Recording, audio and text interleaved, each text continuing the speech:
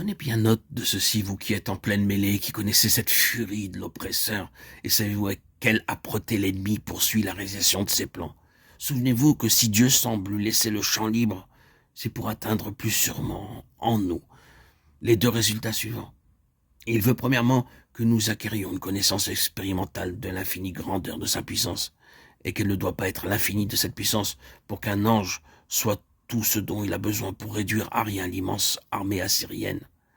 D'une part donc, il veut que nous fassions la découverte de ce qu'il y a d'infini dans sa puissance. D'autre part, il prend occasion des œuvres même de l'ennemi pour enfoncer nos racines encore plus profondément. Le Seigneur exploite la haine de l'adversaire à ses propres fins. En lisant le chapitre 36 et 37 du livre d'Ésaïe, nous pouvons voir l'âpreté même des efforts de l'ennemi.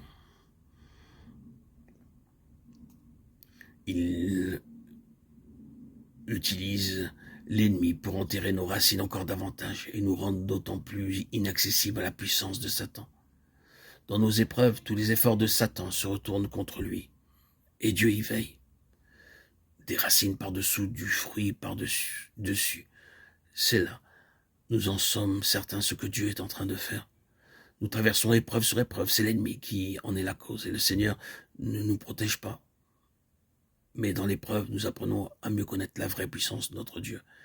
Et grâce à un enracinement plus profond, nous acquérons une fermeté que nous n'avions pas connue jusqu'alors. Dieu est à la recherche d'un peuple qui ne puisse pas être ébranlé, contre lequel l'enfer, malgré toutes ses démonstrations d'arrogance et d'orgueil, doit s'avouer impuissant.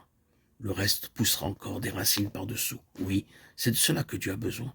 Rappelons enfin, puisque Dieu nous compare ici à des plantes, de quelle nature est la sève dont nous vivons, devenue une même plante avec lui par une mort qui ressemble à la sienne.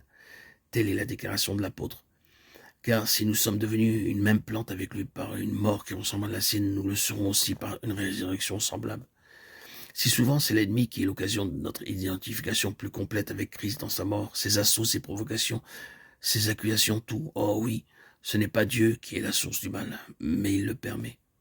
Comment donc le Seigneur a-t-il pu permettre cela dans ma vie?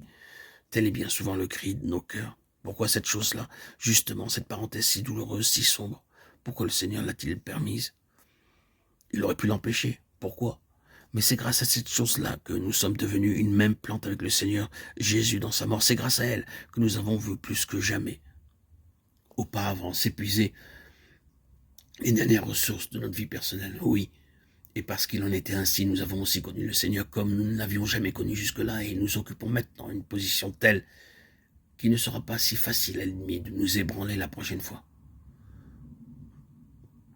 C'est dans ces chemins douloureux, dans ces expériences de mort que Dieu manifeste sa souveraineté, devenu une même plante avec lui par une mort qui ressemble à la sienne. Vous souvenez-vous du jour où vous avez été planté de cette façon? Est-ce vrai que vous avez été planté en Christ crucifié? Ou bien êtes-vous simplement l'annexe de quelque chose, une simple adhérence quelque part?